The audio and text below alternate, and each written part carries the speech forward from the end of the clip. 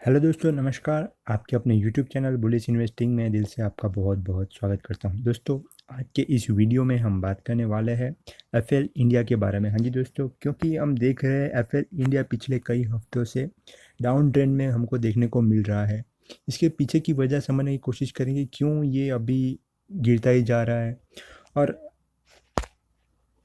हमें क्या करना चाहिए, होल्ड करना चाहिए या फिर एग्ज़िट करके निकल जाना चाहिए। हम इस सारे सवाल के जवाब आपको इस वीडियो में मिल जाएंगे और बने रहिए इस वीडियो में। हम इस वीडियो में समझने की कोशिश करेंगे कि एफएल इंडिया का एक्चुअल बिजनेस मॉडल क्या है, एफएल इंडिया क्या करती है, उसका शेयर होल्डिंग पैटर्न क्या है, उस सारी बातें समझने की कोशिश करेंगे और हम कंक्लूजन पे आएंगे कि स्टॉक में क्या करना चाहिए। तो चलिए दोस्तों, शुरू करते हैं आज का ये वीडियो। लेकिन उससे पहले ज़रूर कहना चाहूँगा कि अभी तक आपने इस चैनल को सब्सक्राइब नहीं किया है तो चैनल को सब्सक्राइब कर दीजिएगा और बेल आइकन को भी हिट कर दीजिएगा ताकि आने वाली वीडियो की नोटिफिकेशन आपको मिलती रहे। और अभी तक आपने इस वीडियो को चेकआउट नहीं किया है, मैंने पिछले वीक ही एक वीडियो डाला था टाटा ग्रुप के बारे में। अगर आपने उस वीडियो को चेकआउट नहीं किया है तो आप उसे चेकआउट कर सकते हो, लिंक आपको डिस्क्रिप्शन बॉक्स में मिल जाएगी। तो गाइस, अभी हम आ चुके हैं एफएल इंडिया के चार्ट पैटर्न के ऊपर। तो पिछले बीते दिन 18 तारीख को कंपनी लोअर सर्किट में ही बंद हुई। यहाँ पे आप देख सकते हो कि 5% का लोअर सर्किट लगा था। और पिछले महीने की माफ़ कीजिए, पिछले वीक की बात करें तो वो भी आपको चार्ट पैटर्न लाल निशान में ही देखने को मिलेगा। तो कंपनी आप देख सकते हो कि कंटिन्यूसली डाउन ट्रेंड में है। एक महीने की बात करें तो भी लाल निशान भी देखने को मिलेगा। तो इस गिरावट के पीछे की वजह क्या है वो दोस्तों हम समझने की कोशिश करेंगे कि इसके पीछे का रीज़न क्या है। लेकिन उससे पहले एक ज़रूरी बात है कि कंपनी का बिजनेस मॉडल क्या है वो हम समझने की कोशिश करें। क्योंकि दोस्तों, मैं जब भी कोई स्टॉक में पैसा लगाता हूँ, अपना पैसा इन्वेस्ट करता हूँ, तो सबसे पहले उस कंपनी का बिजनेस मॉडल देखता हूँ कि कंपनी क्या करती है और आने वाले सालों में कंपनी का बिजनेस सेफ है या नहीं। क्योंकि जिस तरह की हम रिटेल इन्वेस्टर की मेंटालिटी है कि कोई बोल दे कि भाई इस स्टॉक में पैसा लगा देते हैं और वो लगा देते हैं, और लेकिन उनको पता भी नहीं होता कि उन्होंने जिस कंपनी में पैसा लगाया है वो कंपनी करती क्या है। दोस्तों, अगर अगर आपको ये नहीं पता कि आप जिस कंपनी में पैसा अपना इन्वेस्ट करने जा रहे हैं वो कंपनी करती क्या है, तो ये आपका एक पैसा इन्वेस्टमेंट नहीं लगी, एक आप एक उसे गैम्बलिंग बोल सकते हो। तो दोस्तों, देख लेते हैं कि कंपनी का बिजनेस मॉडल क्या है और कंपनी करती क्या है। तो गाइज, अभी हम आ चुके हैं एफएल इंडिया की ऑफिशियल साइट के ऊपर। दोस्तों, किसी भी कंपनी के बारे में आपको जानना हो कि कंपनी क्या करती है तो उसका बेस्ट सोर्स है कंपनी की ऑफिशियल वेबसाइट। वहाँ पे आप जाके कंपनी के बारे में पढ़ सकते हो कंपनी करती क्या है। तो अभी आप देख सकते हो कि कंपनी यहाँ पे लिखा है कि कंपनी का जो मेन बिजनेस है वो एक एडवर्टाइजमेंट के रिलेटेड है। मान लीजिएगा आपकी कोई कंपनी है और आप अपनी कंपनी का एडवर्टाइजमेंट करवाना चाहते हो, तो एफएल इंडिया क्या करेगी, एफएल इंडिया आपकी कंपनी की मोबाइल एडवर्टाइजमेंट पर्टिकुलर जो रिलीवेंट कस्टमर होंगे उन लोगों तक पहुंचाने की कोशिश करेंगी उस एडवर्टाइजमेंट, ताकि उस एडवर्टाइजमेंट थ्रू आपकी कंपनी के कस्टमर बेस में इंक्रीमेंट हो। तो देख सकते हैं कि कंपनी का बिजनेस सेगमेंट कौन कौन सा है। तो यहाँ पे आप देख सकते हो कंज्यूमर प्लेटफॉर्म में देखें तो यहाँ पे आप पढ़ सकते हो कि new consumer convergence, acquisition, engagement and transaction through the relevant mobile advertising. तो जैसे कि मैंने बोला था कि एडवर्टाइजमेंट के थ्रू नए कस्टमर बेस को खड़ा करना पर्टिकुलर कंपनी के लिए। जैसे कि हमने एग्जांपल लिया था कि आपकी कोई कंपनी हो और आपकी कंपनी की एडवर्टाइजमेंट डाल के नए कस्टमर को जनरेट करना। उसके बाद हम देखें तो retargeting existing consumer to complete transaction for e commerce company through the relevant mobile advertising. इसका कहने का मतलब ये है कि जो एग्जिस्टिंग कस्टमर है आपकी कंपनी के, उसको भी एडवर्टाइजमेंट के थ्रू टारगेट करके आपकी कंपनी की वेबसाइट तक लेके जाना। तो बेसिकली काम ये है कि कंज्यूमर प्लेटफॉर्म की बात करें तो एफएल इंडिया मोबाइल एडवर्टाइजमेंट के थ्रू कंपनी के लिए कस्टमर बेस खड़ा करती है। अगर दूसरे प्लेटफॉर्म की बात करें तो वो है एंटरप्राइज प्लेटफॉर्म। तो इसके ज़रिए एफएल इंडिया क्या करते हो, तो यहाँ पे वो भी आप पढ़ सकते हो कि अवर enterprise platform primarily provides end-to-end solution for enterprise to enhance their engagement with mobile user। तो कहने का मतलब ये है कि ये एक end to end solution provide करती है एंटरप्राइज यानी कोई पर्टिकुलर कंपनी को। कैसे कि जैसे यहाँ पे आप पढ़ सकते हो सच एज डेवलपिंग ऐप, यानी कि आपकी कंपनी की ऐप डेवलप करने में भी एफिल इंडिया आपकी मदद कर सकती है। और enabling offline to online commerce for offline business with e commerce aspiration. So कहने का मतलब ये है कि अगर आप अपनी कंपनी का कोई ऑनलाइन एडवर्टाइजमेंट नहीं करवा रहे और आप पर्टिकुलर वॉक इन टोटली मतलब बोलते हैं ना कि वॉक इन बिजनेस ही करते हो और आपका ऑनलाइन कोई इनकम नहीं है, तो एफिल इंडिया आपको ऑफलाइन से ऑनलाइन रेवेन्यू जनरेट करने में भी आपकी मदद करती है। ये उनका बिजनेस है। तो दोस्तों कहने का मतलब ये है कि एफिल इंडिया ओवरऑल देखे तो एक एडवर्टाइजमेंट थ्रू अपना रेवेन्यू जनरेट करती है। तो दोस्तों समझने की कोशिश करेंगे कि अभी एफिल इंडिया गिर क्यों रहा है और इसके पीछे का रीज़न क्या है। तो दोस्तों आ जाते हैं हम उस रीज़न पे। तो गाइज अभी हम आ चुके हैं वो पर्टिकुलर रीज़न के ऊपर जिसकी वजह से एफिल इंडिया लगातार पिछले एक वीक से गिर रहा है। तो जैसे कि आप पढ़ सकते हो यहाँ पे नमूरा जो एक जापानीज़ दिग्गज फाइनेंशियल फर्म बोल सकते हो और उसको रेटिंग एजेंसी भी है। तो वो रेटिंग एजेंसी ने एफिल इंडिया का रेटिंग डाउनग्रेड कर दिया है। तो पहले जो नमूरा थी उसने एफिल इंडिया का जो रेटिंग था वो पहले बाय का था, वो उसको अब न्यूट्रल कर दिया है। तो दोस्तों इसकी वजह से आप बोल सकते हो कि पिछले एक वीक से लगातार एफिल इंडिया गिर रहा है। हालांकि अभी आप उस रेटिंग एजेंसी पे भरोसा करो या ना करो वो टोटली आप पे डिपेंड करता है, क्योंकि रेटिंग एजेंसी है वो अपने रिव्यूज़ लगातार चेंज करती रहती है, वो अपनी स्टडी के हिसाब से रहता है। तो दोस्तों नमूरा का ये जो डाउनग्रेड करने का मकसद है उसके पीछे भी कुछ ना कुछ उनकी स्टडी रहेगी। तो वो स्टडी क्या है वो उसे हम समझने की कोशिश करेंगे कि किस वजह के कारण नमूरा ने एफिल इंडिया का रेटिंग डाउन किया था। तो गाइस जैसे कि आप पढ़ सकते हो इस पैराग्राफ में लिखा है कि एफिल इंडिया जब का आईपीओ जब से लिस्ट हुआ है तब से लेकर अब तक कंपनी ने अपने इन्वेस्टर को 500% की रिटर्न कमा के दिए हैं। तो ये एक अच्छी बात है। फिर भी नमूरा ने उसका रेटिंग डाउनग्रेड क्यों किया है उसके पीछे का रीज़न है हम आगे के आर्टिकल में समझने की कोशिश करेंगे। हालांकि जो नमूरा है उसने जो एफिल इंडिया का प्राइस टारगेट था वो पहले 1785 था, उसको बढ़ा के उन्होंने 5000 किया था, जो कि एक हालांकि करंट मार्केट प्राइस है उससे कम है। तो ये बात भी आपको ध्यान में रखनी चाहिए। अगर हम उनके रीज़न की बात करें कि क्यों नमूरा ने एफिल इंडिया का रेटिंग डाउनग्रेड किया, तो यहाँ पे आप पढ़ सकते हो कि high risk due to potential change in the privacy policy.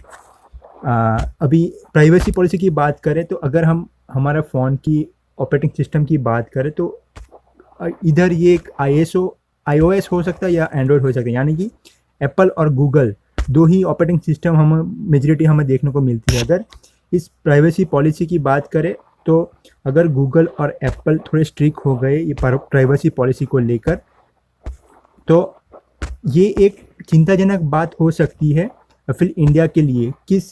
किस पॉइंट ऑफ व्यू से, कलेक्टिंग द डेटा, यहाँ पे आप देख सकते हो, could make data collection and targeting user difficult for Eiffel India. तो कहने का मतलब क्या है दोस्तों कि अगर मान लीजिएगा एक एग्जांपल से आपको समझाने की कोशिश करता हूँ कि आपने एक्सपीरियंस किया भी होगा।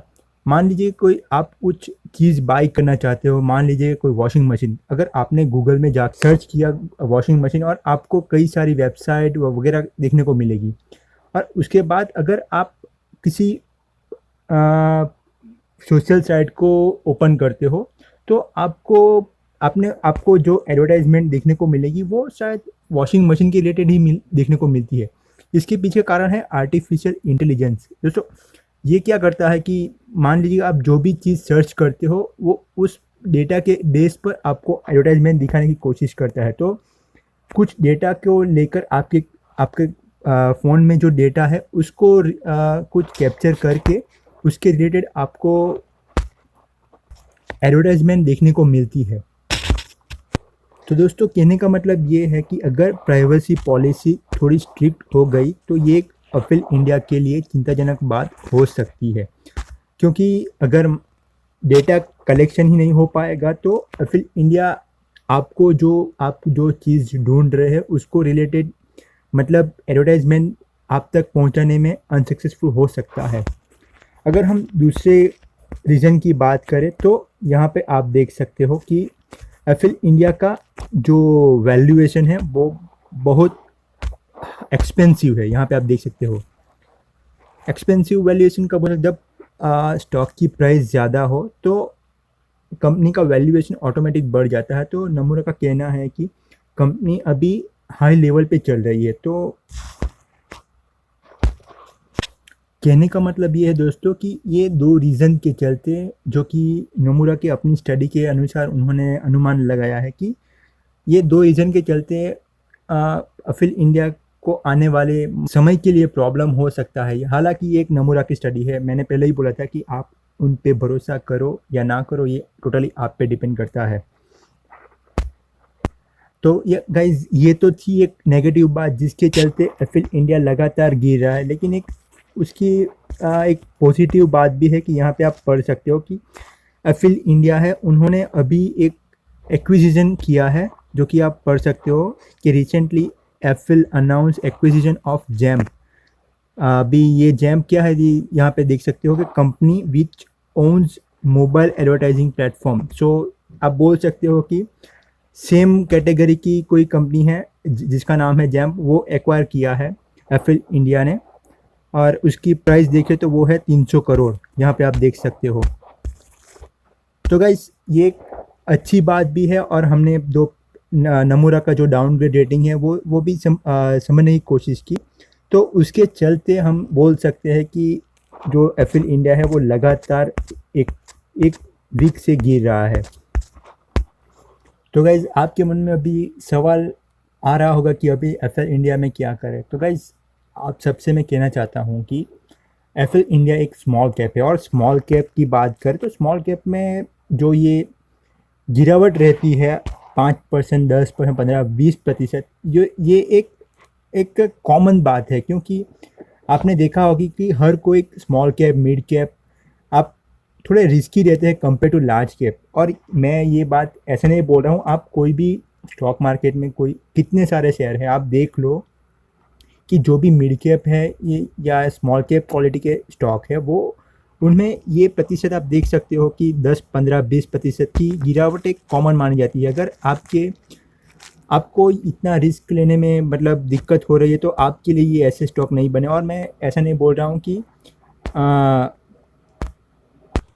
मिड कैप क्वालिटी के स्टॉक में पैसा मत लगाओ दोस्तों, ऐसा नहीं है। अगर मान लीजिए कि आज ये Apple India small cap company है, तो आने वाले कुछ सालों में मिड कैप, उसके बाद लार्ज कैप तो बनेगी, तो सही ना ले। तो फिर कहने का मतलब ये है कि क्वालिटी स्टॉक के साथ बने रहो। तो एप्पल इंडिया ये क्वालिटी स्टॉक है। तो गाइस मैं कहना चाहता हूँ कि अगर आपके पास एप्पल इंडिया की होल्डिंग्स पड़ी है तो guys please continue with this stock. And अगर आप एवरेज करने को आपके पास पैसे हैं तो आप उसे एवरेज भी कर सकते हो। जैसे कि आप देख सकते हो कि अपनी ये 52 वीक हाई से आपको 20% के ऊपर मिल रहा है। देख सकते हो आप 17, 18, 20 एग्जैक्ट तो नहीं पकड़ सकता, लेकिन 20% देख लीजिए आप 21.21। सो 22% से अपने हाई से लोअर पैसे पे ट्रेड कर रहा है। तो ये एक अपॉर्चुनिटी है गाइस, तो डरने की कोई बात नहीं है। ये रेटिंग एजेंसी है तो वो अपने रिव्यू लगातार चेंज करते रहते हैं, तो उससे डरने की कोई बात नहीं है। ये क्वालिटी स्टॉक है। अगर हम उसके चार्ट पैटर्न या शेयर होल्डिंग पैटर्न की बात करें तो उससे हमें पता चलता है कि कंपनी कितनी अच्छा परफॉर्मेंस दे रही है जब से वो लिस्ट हुई है। तो गाइज अभी हम थोड़ा कंपनी का ओवरव्यू देख लेते हैं। जैसे कि आप देख सकते हो कंपनी का मार्केट कैपिटलाइजेशन 12,000 करोड़ क्या है, जो आप बोल सकते हो कि कंपनी एक मिड कैप क्वालिटी की कंपनी है। अगर कंपनी का 52 वीक हाई देखें तो 6,200 के तकरीबन है, और करंट प्राइस की बात करें तो 4,730 रुपये है। अगर हम कंपनी की ROCE यानी कि रिटर्न ऑन कैपिटल एम्प्लॉयड की बात करें तो वो 40% के नज़दीक है, जो कि एक अच्छी बात है। और ROE यानी कि रिटर्न ऑन इक्विटी की बात करें तो 45.9% है। अगर हम दोनों ये रेशियो की बात करें तो ये एक आउटस्टैंडिंग रेशियो माने जाते हैं। और एक बात कि कंपनी अपने सेक्टर में मोनोपोली एंजॉय करती है, यानी कि कंपनी को कंपटीशन देने के लिए मार्केट में और कोई कंपनी अवेलेबल नहीं है। हालांकि हम मार्केट का कैपिटलाइजेशन की पॉइंट ऑफ व्यू से बात करें तो मार्केट में और दूसरा कोई उसका कॉम्पिटिटर अवेलेबल नहीं है, तो ये एक प्लस पॉइंट है कंपनी के लिए। अगर शेयर होल्डिंग पैटर्न की बात करें तो आप देख सकते हो कि प्रमोटर के पास 62.60% के शेयर है। अगर FIIs की बात करें तो FIIs के पास 18% के आसपास है। DIIs की बात करें तो 7% के आसपास उसकी होल्डिंग है। और पब्लिक की बात करें तो पब्लिक के पास 13.19% की होल्डिंग पड़ी है। तो दोस्तों शेयर होल्डिंग पैटर्न एक डिसेंट मैनर में देखने को मिल रही है। तो ओवरऑल हम बात करें तो कंपनी एक आपको बोल सकते हो कि ट्रस्ट वर्दी है, आप उस पर विश्वास कर सकते हो और उसके साथ आगे बढ़ सकते हो। गाइस और एक बात, भले ही नमूरा ने एफएल इंडिया के लिए डाउनग्रेड रेटिंग दी हो, लेकिन ये एक बात भी सच है कि नमूरा ने भी एफएल इंडिया में इन्वेस्ट किया है। अभी आप देख सकते हो कि अगर आप FII पे क्लिक करोगे तो आपको यहाँ पे देखने को मिलेगा कि नमूरा ने भी इन्वेस्ट किया है। ये देख लीजिए, नमूरा इंडिया इन्वेस्टमेंट फंड तो तकरीबन 1.554, ये लास्ट क्वार्टर की बात करें तो मार्च ये रहा 1.54 की होल्डिंग नमूरा भी होल्ड करता है फिर इंडिया में। तो गाइस कहने का मतलब ये है कि अगर ऐसी न्यूज़ आती जाती रहती है, लेकिन ये हम पे डिपेंड करता है कि हम उस चीज़ को किस वे में ले रहे हैं। अगर हम फंडामेंटली स्ट्रॉन्ग शेयर के साथ बने हैं तो हमें कोई चिंता करने की कोई ज़रूरत नहीं है, और ये हम अपॉर्चुनिटी बोल सकते हैं।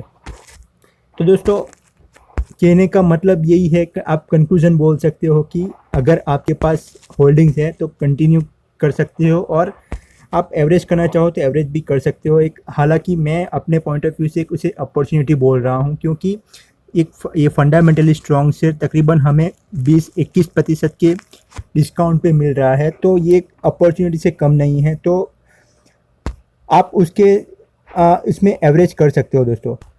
तो गाइज़ आप मेरी एनालिसिस के साथ एग्री भी हो सकते हो या डिसएग्री भी हो सकते हो, ये टोटली आप पे डिपेंड करता है। तो आशा करता हूँ दोस्तों आज का ये वीडियो आपको पसंद आया होगा। तो इस वीडियो को ज़्यादा से ज़्यादा दोस्तों के साथ शेयर कर दीजिएगा, वीडियो को लाइक कर दीजिएगा, और अभी तक आपने इस चैनल को सब्सक्राइब नहीं किया है तो चैनल को सब्सक्राइब भी कर दीजिएगा। तो मिलते हैं अगले वीडियो में, तब तक के लिए अपना ख्याल रखिए।